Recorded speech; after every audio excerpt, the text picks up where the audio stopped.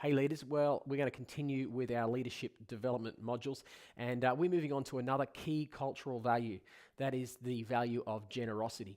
Our value says that God has given us so much, and therefore we need to be generous as well. Even though salvation is a free gift, the generous lifestyle is the calling of every believer, and especially of every leader. And so we wanted to take a couple of weeks to reinforce the importance of this value of generosity to us as leaders and developing leaders. And so in the first part today, I want to talk about the issue of some theology around the issue of tithing. It's really important that every one of us as leaders and developing leaders gets a hold of this, and we understand the theology behind it, and then we can add our faith to the thing and begin to be tithers or begin to stretch ourselves in our tithing.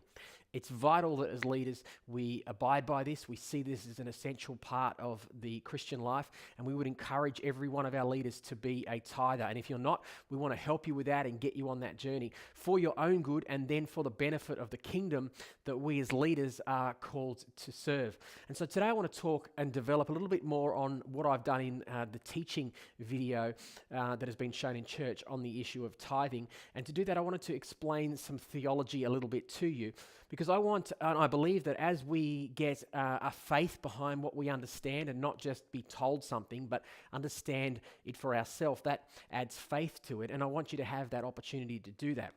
You know, we trust God with our salvation.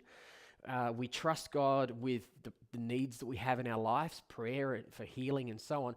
And yet I think it's just as important that we are able to trust God in the area of finance.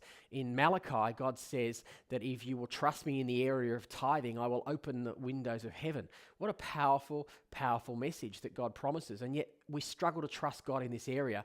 And I believe as leaders, we can step into this. Why don't you just make a decision now and go, that's it, I'm going to step into this issue of trusting God in my finances, and you watch what God will do when we trust Him. So what I want to do is I want to take a moment to explain the theology of covenants, what it means that God is a covenant God. Now, there are many covenants throughout the Bible, and a covenant is essentially a contract or an agreement between two parties, and God is into the business of covenants. He creates covenants, He replaces them with other covenants, He adds to previous covenants. And so on the board here, I've written a list of just a few of the core covenants. There are others as well. Adam's covenant, Abraham's covenant, Moses' covenant, David's covenant, and Jesus' new covenant. And I want to explain to you what happens in a covenant. But first of all, it's helpful to understand what the process is for a covenant. And it's essentially a contract, just like it would be if you were signing a legal contract for the sale of your house or whatever it might be. Essentially, it says if one party does one thing, then the other party promises to do another thing, and a third thing would be the result. So if we do A, for instance, then God will do B, and C will be the result. Jesus being the Messiah at the Last Supper, he institutes a new covenant. And when He came to earth, He says the kingdom of heaven is here. In other words, the new covenant has arrived. I am superseding the old covenant. Now, how does this apply to giving? Well, essentially, in every situation as we work our way through the covenants, certain things happen with the laws or the principles, the guiding principles that were part of that covenant. So how do covenants change the laws? Well, what happens is every time you institute a new covenant, it has some kind of effect. It's a reevaluation of the laws that existed under the previous covenant. Now, some laws just transfer through and aren't affected by the covenant at all. Other laws actually stop and are no longer applicable or necessary under the next covenant, and other laws are changed by the covenant. So if we were to talk about food laws, we would see that there are different food laws under the various different aspects of the covenant.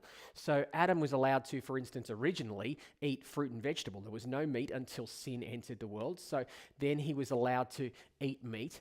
Then when we get to Moses, up until that point, they can eat fruit, vegetable, or meat. When they get to Moses, the law changes and only certain meats are allowed to be eaten. So it transfers through, and some of the other meats are filtered out, and they're only allowed to eat certain kinds of clean meat.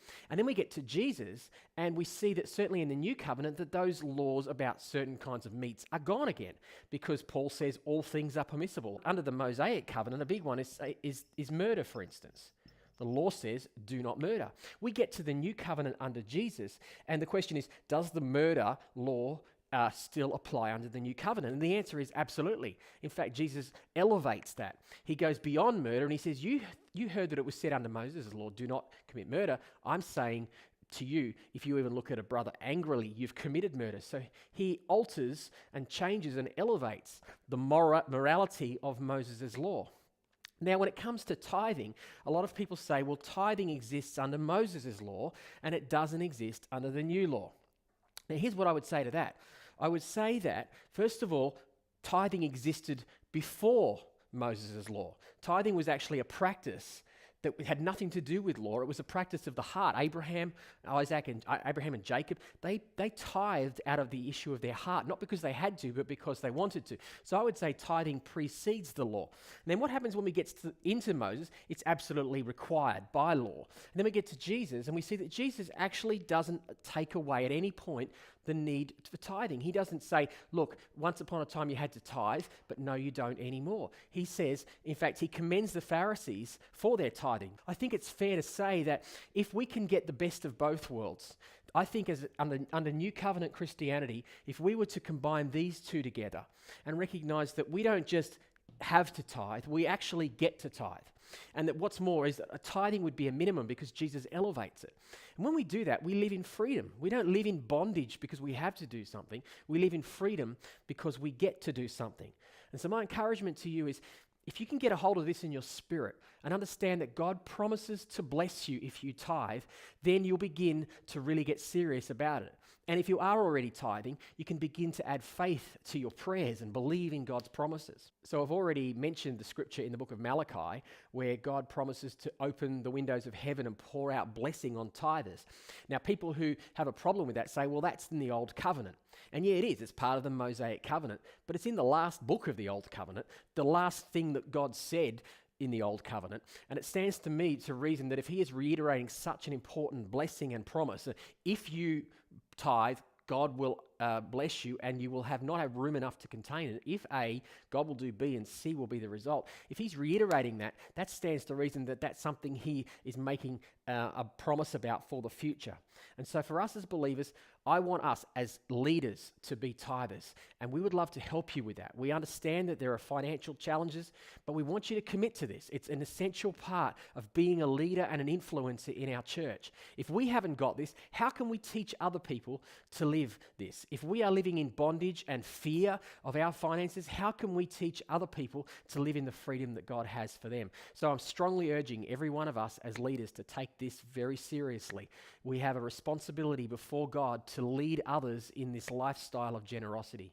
God bless you. See you next time.